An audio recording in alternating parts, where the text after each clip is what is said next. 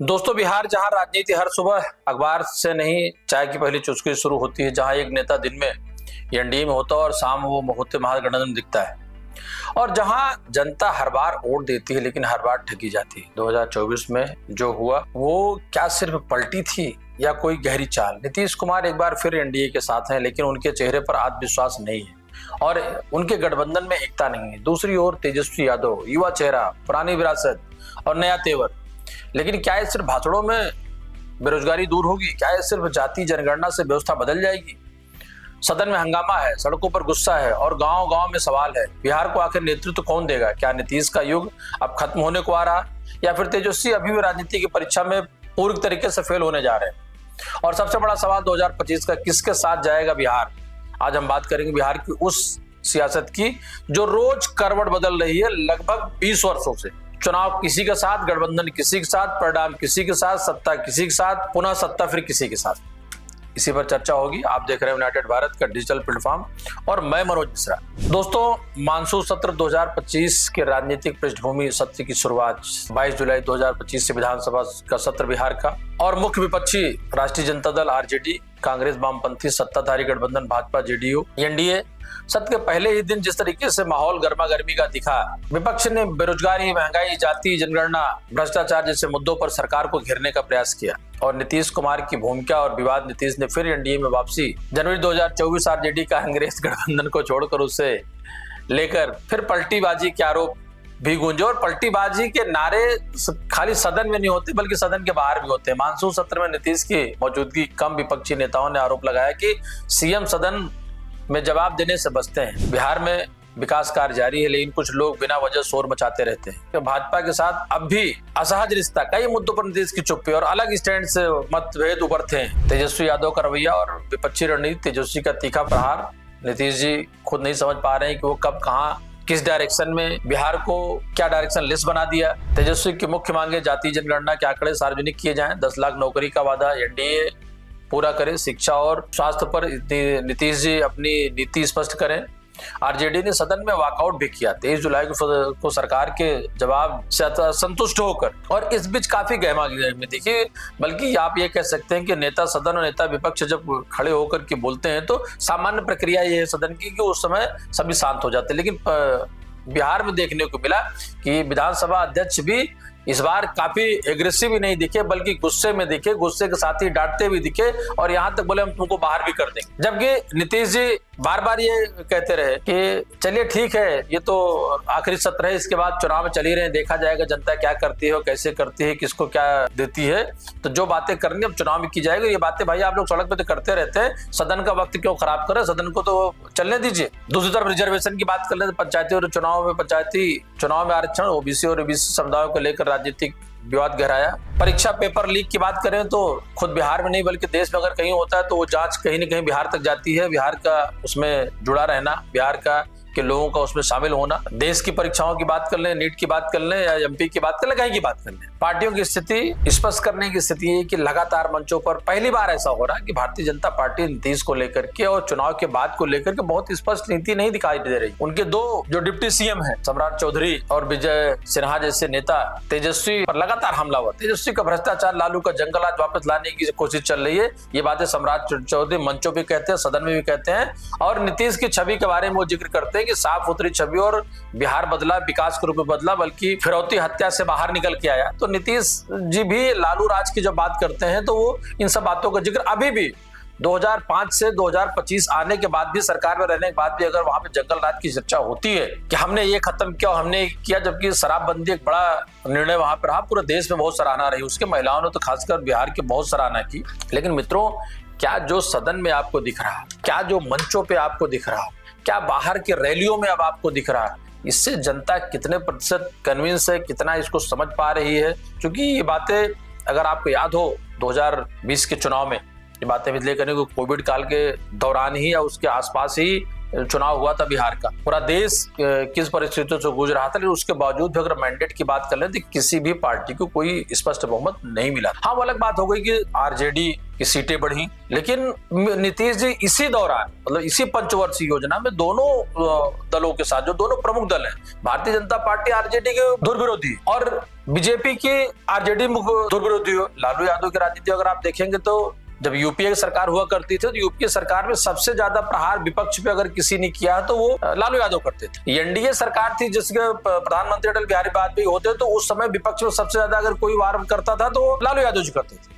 ये सब हल्की फुल्की तीखी टिप्पणी आपने सदन में देखी होगी, ये बातें मैं इसलिए कह रहा हूं। लेकिन नीतीश जी जो सेंट्रल में हैं उनको किसी से कोई परहेज नहीं रहा। इस बात को तो वहां की जनता भी मानती है, पत्रकार भी मानते हैं, स्वयं मुझे लगता है कि तेजस्वी भी मानते होंगे, सम्राट चौधरी भारतीय जनता पार्टी मान, ठीक है सम्राट चौधरी भी एक समय था जब वहां सुशील मोदी हुआ करते थे। तो सुशील मोदी और नीतीश जी की गलबहियां या उनके बीच का वैचारिक वो भी सब लोगों ने देखा, लेकिन उसके बावजूद सुशील मोदी उस समय थे जब नीतीश जी, लोग ये कहते हैं कि पार्टियां बदल जाती, दल बदल जाता है, समर्थन देने वाला दल बदल जाता है, विपक्ष का चेहरा बदल जाता है, पर नीतीश जी नहीं बदलता। आने वाले 2025 में क्या नीतीश जी इस अपनी निरंतरता को बरकरार रख पाएंगे? क्योंकि भारतीय जनता पार्टी की तरफ से भी एनडीए में मुख्यमंत्री नीतीश जी का चेहरा होगा, चुनाव के बाद मुख्यमंत्री वही बनेंगे। ऐसी बातें बहुत कम समझने को दिख रही है, क्योंकि जबान से भली न बोली जाए, लेकिन नेताओं की जो बॉडी लैंग्वेज है, उनके जो इशारे हैं, संगठन के अंदरूनी जो बातें चलती रहती है, उन सब चीजों से बहुत कुछ दिखता है। लेकिन मित्रों बात यहीं तक नहीं रुकती है। बात अगर बिहार की कर लें तो बिहार में का राजनीतिक इतिहास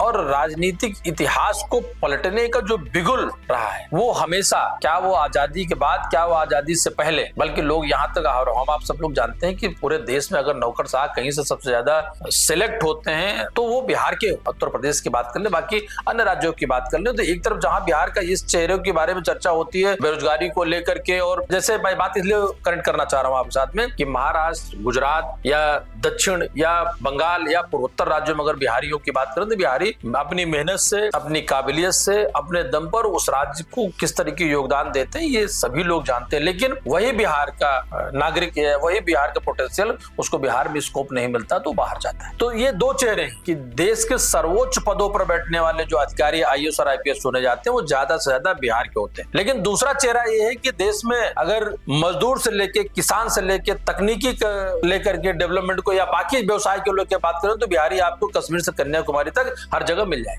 बिहारी शान की बात बार बार होती है। लेकिन एक बात मैं कहना चाहूंगा, जो इस 2025 को चुनाव में कुछ चीजें आपको देखने को मिल रही है, आप नजरअंदाज नहीं कर सकते हैं। किसको? चिराग पासवान को नजरअंदाज नहीं कर सकते, कुशवाहा को नजरअंदाज नहीं कर सकते हैं, बाकी अन्य ऐसे जो दल है नजरअंदाज नहीं कर सकते हैं ओवैसी को, क्योंकि उत्तर प्रदेश और बिहार में जो उपजातियों के छोटे दलों के नेता हैं ये लगातार मलाई खा रहे हैं, प्रदेश में भी और देश में बड़े दलों के साथ में रह करके उनको समर्थन देकर। तो अभी सीटों को बंटवारे को लेकर के स्थितियां बाद में आएंगी कि दोनों बड़े दल कौन किसके साथ, चाहे वो इंडी गठबंधन हो चाहे एनडीए गठबंधन हो, कैसे क्या करेगा। लेकिन बिहार की तकरार का असर दिल्ली तक, दिल्ली में भी आप देख ही रहे होंगे कि कितनी तरीके से, खासकर धनखड़ साहब के त्याग पत्र देने के पे अभी सवाल जा नहीं रहा, वो आपको सदन में भी दिख रहा, बिहार में भी दिख रहा। चूंकि बिहार की बात इसलिए बार बार मैं कहता हूँ, बिहार में चुनाव, लालू यादव की जंगल राज की बात अगर नीतीश अभी भी कहते हैं या भारतीय जनता पार्टी अभी भी कहती है और इसी बात को दोहराने की बात अगर वो जिद करते हैं तो तेजस्वी फिर उस समय इस बात को नकारने की बात मिल जाए। जहां 10 लाख रोजगार की बात करते हैं तेजस्वी, 9 लाख रोजगार के कमिटमेंट के पूरा करने की बात करते हैं तेजस्वी,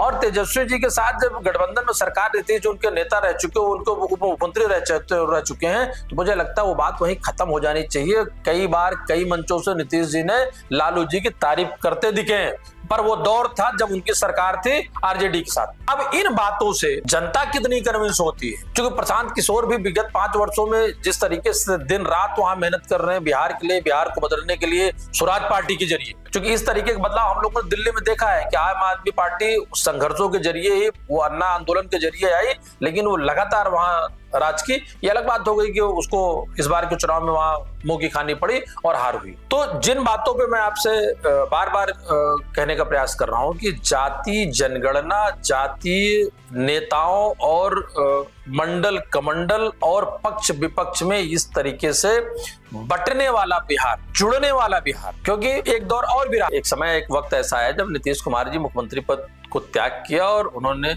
मांझी को मुख्यमंत्री बनाया। मांझी मुख्यमंत्री से को उनको हटा करके नीतीश को दोबारा मुख्यमंत्री स्वयं बनने में, और उसके बाद मांझी देखिए लगातार नीतीश जी के विरोध करते रहे, भारतीय जनता पार्टी के साथ में वो अपनी गलभैया करते रहे। तो ये कुछ ऐसी बारीक सी बातें हैं, जब चुनाव, अभी सरकार है, विपक्ष है, लेकिन जब आप चुनाव में जाएंगे तो ये छोटी छोटी बहुत माने। इसी छोटी बात में एक बात मैं आपको बताना चाहूंगा, 20 जुलाई को जेडीयू के विधायक गोपाल मंडल का एक बयान आया था कि 2025 में हम खुद सीएम देंगे। तो अब आप इसको समझ सकते हैं कि राजनीति का क्या इशारा है या अंदर खाने से क्या चीजें चल रही। जब एक वक्त आएगा, मैं इसलिए बात आपको पुनः बताने का प्रयास कर रहा हूं कि बिहार में उपजाति और क्षेत्र के जो छोटे दल, छोटे नेता, उनकी इच्छाएं अब बड़ी हो गई। क्योंकि पड़ोस के राज्य में एक समय वो भी था जब झारखंड में मधु कोड़ा अकेले ही निर्दलीय विधायक तो मुख्यमंत्री बने। वो अलग बात हो गई कि आकंठ भ्रष्टाचार में डूबे और उनको जेल तक की हवा खानी पड़ी, सारी चीजें रही। लेकिन ये कुछ ऐसे मुद्दे हैं, ये कुछ ऐसी बातें जो बिहार में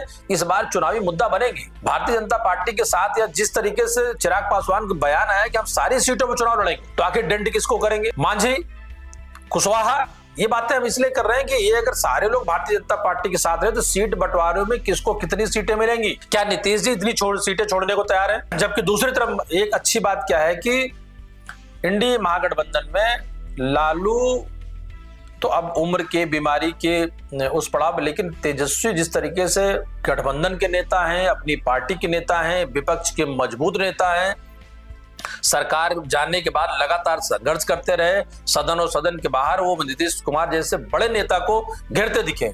भारतीय जनता पार्टी और नीतीश से गठबंधन की सरकार को विपक्ष के नेता तेजस्वी अकेले अपने दम पर हमेशा घेरते रहे। चाहे अभी मानसून सत्र की बात कर ले, चाहे हम इसके पहले की बात कर ले, सड़कों में रैलियों की बात कर लें कि अगर मोदी जी की, अमित शाह की, बाकी सबकी रैली होती है तो पहला रिएक्शन, और रिएक्शन बहुत मजबूती का रिएक्शन होता है। तो मित्रों, ये बात आप भी विचार करिए कि जब भारतीय जनता पार्टी और नीतीश जी आपस में सीटें बंटवारे करेंगे तो उस सीट बंटवारे में वो कुशवाहा को क्या देंगे, वो मांझी को क्या देंगे, वो चिराग पासवान को क्या देंगे? क्योंकि ये सारे लोग इनके दिल्ली में समर्थक में हैं, इन्होंने समर्थन दिया, इनके समर्थन से इनके ये मंत्रिपरिषद में शामिल है। और 240, मैं इसलिए कह रहा हूं कि अब भारतीय जनता पार्टी 272, 274, 280 पर उसकी सीटें दिल्ली में नहीं है।